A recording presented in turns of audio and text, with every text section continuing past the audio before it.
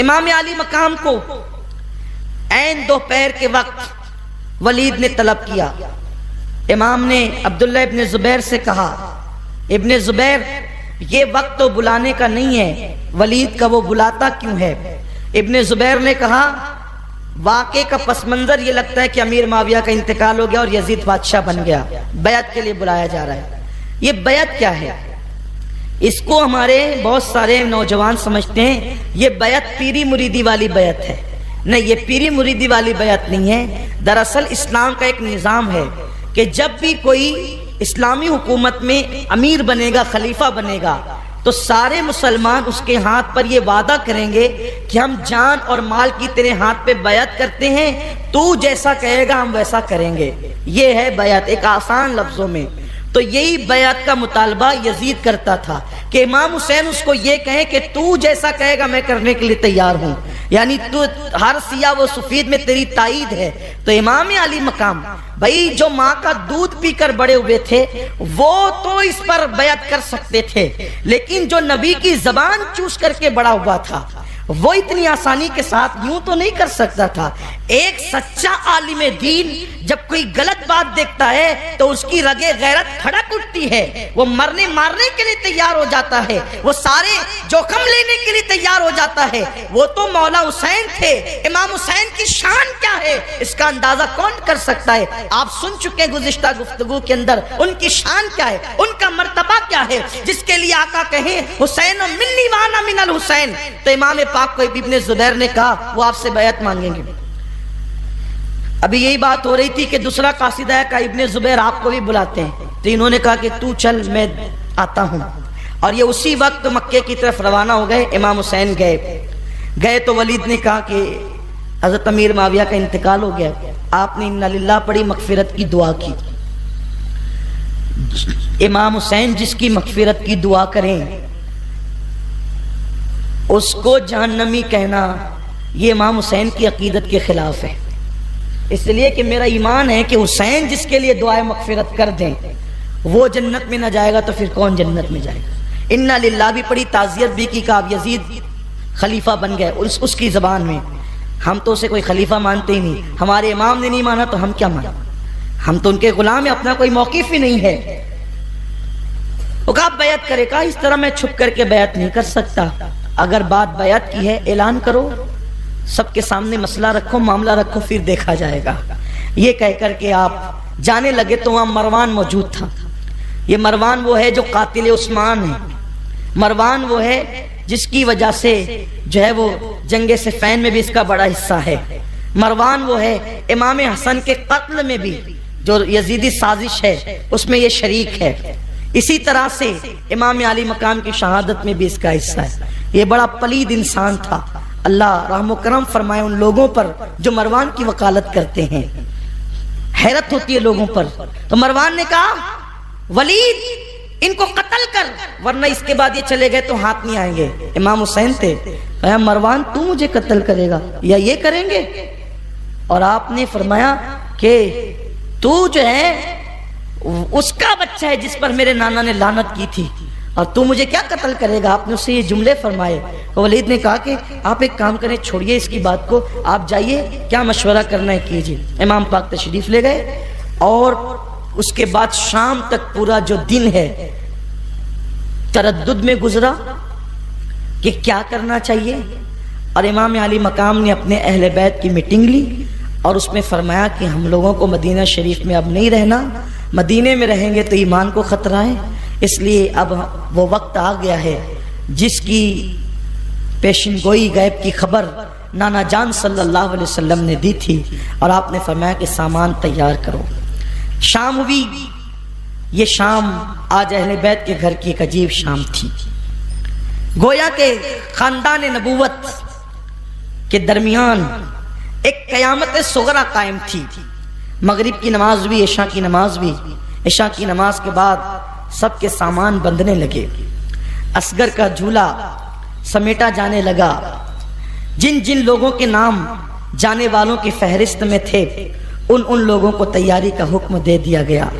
آج حسین پر قیامت ٹوٹ رہی تھی، قیامت جب آئے گی یقیناً آئے گی، لیکن آج خاندان نبوت کے لیے اتنی بڑی قیامت تھی کہ نانا کا گھر چھوٹنا تھا، نانا کا مزار چھوٹنا تھا، نانا کا مدینہ منورہ چھوٹنا تھا۔ ان کے دل سے پوچھو جو 8 دن مدینہ منورہ میں رہتے ہیں اور جب وہ سامان باندھتے ہیں وطن آنے کے لیے تو ان کے دلوں پہ کیا گزرتی ہے، جبکہ مدینے میں نہ ان کا کوئی گھر ہے، نہ کوئی رشتہ دار ہے، نہ کوئی کاروبار ہے۔ ہائے حسین، آج حسین پر کیا وقت آیا تھا، کاش میرے نوجوان میرے مولا حسین کی قربانی کو محسوس کرے دل سے۔ جو لوگ حسین کا آواز سننے کے لیے، مولا حسین کی شہادت سننے کے لیے آئے ہیں، قربانی سننے کے لیے آئے ہیں، اور وہ سن کر کے یوں ہی چلے جاتے ہیں، اس کے بعد ان کی زندگی نہیں بدلتی، وہی بے نمازی پن، وہی شرابی پن، عورتوں کا وہی بے پردگی، عورتوں کا وہی غیر محرم مردوں کے ساتھ فون پر طویل گفتگو، بے حیائی کے کارنامے۔ سنو سنو، تم کو جنتی بنانے کے لیے یا تمہارا دین و ایمان بچانے کے لیے حسین کی قربانی کتنی بڑی ہے، تھوڑا محسوس تو کرو۔ 8 دن کا مدینے کا زائر جب وہ اپنا سامان باندھتا ہے تو اس کے ہاتھ کانپنے لگتے ہیں سامان باندھتے وقت۔ حسین کے دل پر کیا گزری ہوگی۔ مدینے میں حسین کا سب کچھ تھا، اسی گلیوں میں بچپنا، لڑکپن، جوانی سب بیتا تھا، اسی گلیوں میں حسین کی بارات نکلی تھی، انہی گلیوں میں نانا کا ہاتھ پکڑ کر چلنا سیکھا تھا، اسی گلی میں بابا کا ہاتھ پکڑ کر چلنا سیکھا تھا، اسی گلی میں مدینہ طیبہ کی گلی میں مولا حسین کو ماں کا پیار ملا تھا۔ ہاں ہاں، یہی گلی تو تھی۔ ننھا سا حسین جب ان گلیوں میں کھیلتا تو بڑے بڑے اکابر صحابہ اٹھا کر اپنی گردن پہ بٹھا لیتے۔ آج حسین کا کوئی مونس و غمخوار نہ تھا، کوئی غم گسار نہ تھا۔ بظاہر مولا حسین مدینہ طیبہ سے اپنے اہل بیت کو کہتے ہیں تیاری کرو، نکلیں گے۔ اور اب رات کا آخری پہر ہے، قدسیان فلک زمین پر اتر رہے ہیں روضہ اقدس کے طواف کے لیے، اور سب کے گھر بند ہے، بس ایک گھر کھلا ہے، وہ مولا حسین کا۔ اور مدینے کی گلی میں ایک مغموم بوجھل بوجھل قدموں سے چلنے والا ایک وجود ہے جس کے چلنے کو دیکھ کر رسول اللہ کا چلنا یاد آتا ہے۔ اللہ اکبر، وہ اپنے گھر سے نکلتا ہے رات کی آخری پہر میں، انوار نیچے سے اوپر، اوپر سے نیچے۔ اہل عرفان اس کا اندازہ کر سکتے ہیں، انوار نیچے اتر رہے ہیں یا نیچے سے اوپر جا رہے ہیں۔ قدسیان فلک طواف روضہ کے لیے درود و سلام کی نظریں پیش کرنے کے لیے روضہ رسول پر آ رہے تھے۔ ایسے میں حسین دبے قدموں اپنے گھر سے نکلتے ہیں اور نانا کے روضے پر آخری سلام کرنے کے لیے آتے ہیں۔ وہ منظر میں کس منہ سے پیش کروں، میرے اندر اتنی طاقت نہیں کہ میں اس منظر کی کما کہوں عکاسی کر سکوں، لیکن بس میں اتنا بتا سکتا ہوں، حسین جب اپنے نانا کے مزار پر تشریف لے گئے، ہاتھ باندھ کر کے کھڑے ہو گئے، گویا کہ تصورات کی دنیا میں محسوس کریں تو ایک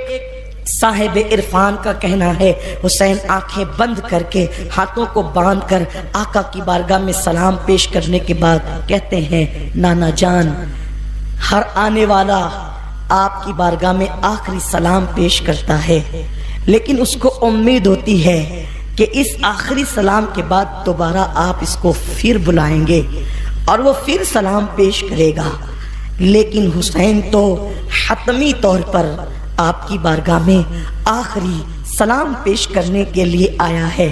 یا رسول اللہ، آپ اپنے حسین کا آخری سلام لیں۔ پھر نانا کی قبر سے لپٹ گئے اور کہتے ہیں نانا آج آپ خاموش کیوں ہے، آپ بولتے کیوں نہیں نانا؟ نانا وہی حسین ہوں جس کے لیے کہا تھا حسین میرا پھول ہے جنت کا، حسین جنتی جوانوں کا سردار ہے، حسین مجھ سے، میں حسین سے ہوں۔ یا رسول اللہ، آج آپ کا حسین آپ سے باتیں کرنے آیا ہے، آپ اپنے حسین کو کوئی تسلی تو دیں۔ یہ کہتے کہتے قبر رسول پہ سر رکھا اور مولا حسین گویا کے بے ہوش ہو گئے، آنکھ بند ہوئی، وہ منظر دیکھا۔ بعض لوگوں نے خواب کا تذکرہ کیا، بعض لوگوں نے گشی کا تذکرہ کیا۔ جب گشی آئی مولا حسین کی تو حضور رحمت تمام نے فرمایا حسین جاؤ، وفا کا وقت آ گیا، وعدے کی تکمیل کا وقت آ گیا، دین کے تحفظ کا وقت آ گیا۔ حسین جا امتحان میں ثابت قدم رہنا، اور یاد رکھنا حسین، جب جوان بیٹا کربلا میں تڑپے گا تو باطل کے آگے سر نہ جھکانا، قاسم کٹے گا تو باطل کے آگے ضمیر کا سودا نہ کرنا۔ حسین جاؤ، اور تمہاری بیویاں تمہارے گھر والے تمہارا انتظار کر رہے ہیں، جلدی جاؤ۔ شوق کہتا ہے رکیں، ذمہ داری کہتی ہے چلیں، دل کہتا ہے ٹھہر کر ایک مرتبہ سلام پھر پیش کریں، لیکن ذمہ داریوں کا احساس شوق شہادت کہتا ہے نہیں نہیں، اب دیر نہیں کرنا، ورنہ نانا نے جو کندھوں پہ سوار کیا تھا اور اتنے نازوں سے پالا تھا اس کا مقصد کب پورا ہوگا۔ حسین کی آنکھ کھلی، گویا کہ قبر رسول پہ لرزہ طاری تھا، آخری سلام پیش کیا اور اجازت لے کر نانا کی قبر سے رخصتی چاہی۔ حسین گھر کی طرف بڑھنا چاہتے تھے کہ دل میں خیال آیا نانا کو تو آخری سلام پیش کیا، چل کر کے امی سے بھی آخری مرتبہ سلام پیش کریں۔ جیسے ہی ماں کی قبر پر گئے، حسین کو ساری ممتا کی لذتیں یاد آنے لگی۔ 3 رمضان المبارک کی وہ شب جب فاطمہ الزہرا کی وصال کی آخری شب تھی، فاطمہ جلدی جلدی سے بچوں کو نہلاتی ہے، حسین کو گویا کہ یاد آ رہا ہے میری امی نے تیسری شب میں جلدی جلدی سے نہلایا، ہاتھوں سے کھانا بنایا، کبھی حسن کے منہ میں لقمہ، کبھی حسین کے منہ میں، کبھی زینب کے منہ میں۔ کسی نے پوچھا فاطمہ اپنے بیٹوں کو کھانا یوں کھلاتی ہے؟ فرماتی ہے آج آخری شب ہے نا، کربلا میں حسین بھوکا ہوگا، ابھی کھلا دوں تاکہ آج کا کھلانا کربلا میں میرے حسین کو جب بھوک لگے گی تو ماں کے ہاتھوں کی لقمے کی لذت اس کو سہارا دے گی۔ اللہ اکبر، حسین کو وہ منظر یاد آ رہا ہے، مولا حسین ماں کی قبر سے لپٹے، امی جان اپنے بیٹے کا آخری سلام لو۔ جنت البقیع کا سناٹا، جنت البقیع کے اندر ایک عجیب سی خاموشی تھی۔ جب حسین نے کہا امی اپنے لخت جگر کا سلام لو، آخری سلام، اور ماں میرے سر پہ ہاتھ رکھ کر دعا کر دو تاکہ آپ کا بیٹا کربلا کے میدان میں ثابت قدم رہے۔ قبر انور سے آواز آئی حسین میں تیری ماں ہوں، میری دعائیں تیرے ساتھ ہیں، حسین جا اپنے آپ کو اکیلا نہ سمجھنا، حسین کربلا میں آؤں گی اور ضرور آؤں گی، اور میں نے جو دودھ پلایا ہے اس کا کرشمہ اور کرامت اپنی ماتے کی آنکھوں سے مشاہدہ کرنے کے لیے آؤں گی۔ حسین سب کچھ کرنا لیکن فاطمہ کے دودھ کی لاج رکھنا۔ حسین حسین ضمیر کا سودا، شریعت کا سودا، ایمان کا سودا نہ کرنا۔ جا حسین، ماں کی آواز نے حسین کو لرزا دیا ہے، جنت البقیع کی قبروں پہ لرزہ طاری ہو گیا ہے۔ ماں سے اجازت لی، امہات المومنین کو سلام کیا، اور اس کے بعد مولا حسین ننھی سی قبر پر گئے۔ وہ ایک ننھی سی قبر ابن رسول ابراہیم کی قبر تھی، وہاں تو پھوٹ پھوٹ کر رونے لگے، ابراہیم میرے نانا نے آپ پر مجھ پر آپ کو صدقہ کر دیا تھا، دعا کریں کہ میں نانا کی اس محبت کی لاج رکھ سکوں۔ مولا حسین اختصار کے ساتھ بھائی کی قبر پہ سلام کرتے ہیں اور تنہا بوجھل قدموں سے جیسے ہی گھر میں قدم رکھتے ہیں، گھر میں آ کر دیکھا تو ایک عجیب ہنگامہ تھا۔ ہنگامہ یہ تھا کہ 9 سال کی بچی جس کا نام فاطمہ صغرا تھا بخار میں تپ رہی تھی، اور وہ گھر والوں پہ غصے میں تھی، اور کبھی ماں سے کہتی، ام رباب سے، شہربانوں سے، ام اسحاق سے، لیلا سے، کہ آج تم لوگ اتنے بدلے سے کیوں ہو؟ تمہارے رویے کیوں بدل گئے؟ کہاں جا رہے ہو؟ مجھے بتاؤ تو، کیوں جا رہے ہو؟ مجھے بتاؤ تو، جانے والوں میں میرا نام ہے کہ نہیں بتاؤ تو؟ سب کے کپڑے بھر لیے، میرے کپڑے رکھتے ہو، سب کے سامان اٹھا لیے، کجاوے پر کس دیے، میرے سامان کیوں نہیں رکھتے؟ کوئی کچھ نہیں کہتا۔ اس حالت میں مولا حسین آتے ہیں اور بیٹی کا یہ غصہ اور جذبات دیکھتے ہوئے کھڑے رہ جاتے ہیں۔ ایسے میں سکینہ علی اکبر سے کہتی ہے علی اکبر آگے بڑھو، صغرا سے مل لو، اور سکینہ نے علی اکبر کو کہا علی اکبر ذرا اچھے سے تسلی دینا، اس لیے کہ یہ تیری آخری ملاقات ہے صغرا کے ساتھ۔ علی اکبر اب تو نہیں مل سکے گا اپنی بہن سے, باتیں کر لیں. اب وہاں جا رہے ہیں جہاں سے تم نے لوٹ کر نہیں آنا. علی اکبر آگے بڑھے, سغرا سے کہا سغرا بھائی سے ناراض ہے. مورخین لکھتے ہیں سغرا اپنے بھائی سے لپٹ گئی اور کہتی تھی علی اکبر 18 سال کا ہو گیا ہے نا تو بابا کہتے ہیں کہ میں مدینے میں علی اکبر کی شادی کروں گا, تو تیرا صحرا میں کب دیکھوں گی؟ تم لوگ کہاں جا رہے ہو, کب لوٹ کر آؤ گے, مجھے بتاؤ نا.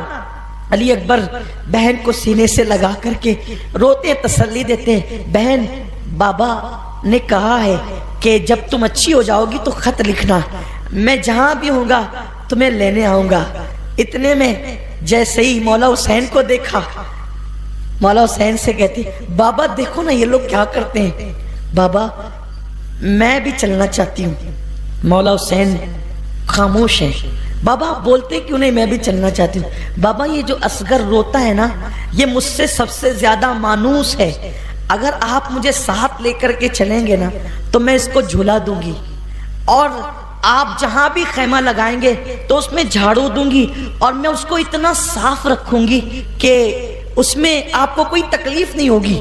اگر آپ لوگ یہ سوچتے ہیں نا کہ کھانا کم لے جا رہے ہیں ساتھ میں تو کھانے کے معاملے میں میں مخل ہو جاؤں گی, تو تم لوگ اپنا بچا ہوا کھانا مجھے دے دیا کرنا, میں اسی پہ اکتفا کروں گی. میر انیس نے تو یہاں تک کہ لکھا کہ سغرا نے کہا کہ اگر تمہارے پاس سواری نہیں ہے تو مجھے فضائی سمجھ کر لے چلو. فضا فاطمہ کی کنیز تھی, تو کہا کہ اگر بیٹی بنا کر نہیں لے جا سکتے تو ساتھ میں فضا بنا کے لے کر چلو, میں کنیز بن کر کے چلوں گی. اور سنو اگر تمہارے پاس سواریاں نہیں ہے نا تو میں تمہاری سواری کے پیچھے دوڑتے دوڑتے چلوں گی. جب میں تمہاری سواریوں کے پیچھے دوڑوں گی تو دوڑنے کی وجہ سے مجھے پسینہ نکلے گا, اور پسینہ نکلے گا تو میرا بخار ختم ہو جائے گا, تو اس طرح سے میں تمہارے کچھ کام آؤں گی. مولا حسین رونے لگے. اس ہمت والے حسین کو بیٹی کے جملوں نے رلا دیے, اور اس کے بعد بابا نے کہا بیٹی میں تجھ سے وعدہ کرتا ہوں ہمیں جب بھی موقع ملے گا ہم اکبر کو بھیجیں گے, اب خط لکھنا, تیری طبیعت بتانا, ہم اکبر کو بھیجیں گے اور تجھے منگا لیں گے, بلا لیں گے, بیٹی صبر کرو. سغرا نے کہا بابا میں اچھی ہوں نا, میری طبیعت ٹھیک ہے, سفر کے لیے جتنا طبیعت کا ٹھیک ہونا درکار ہے اتنی طبیعت میری اچھی ہے. دیکھو میں آپ کو کھڑے ہو کر کے بتاتی ہوں, میں کھڑے ہو جاؤں گی تو آپ مجھے لے چلیں گے نا. سغرا نے اپنی پوری طاقت کو اکٹھا کیا, کئی دن کی بیمار تھی, اور طاقت اکٹھا کرنے کی بات کہا دیکھو بابا میں کھڑی رہ سکتی ہوں. جیسے اٹھ کر کے کھڑی ہوئی, کھڑی بھی نہ ہو پائی تھی کہ گر گئی, ادھر گری ہے.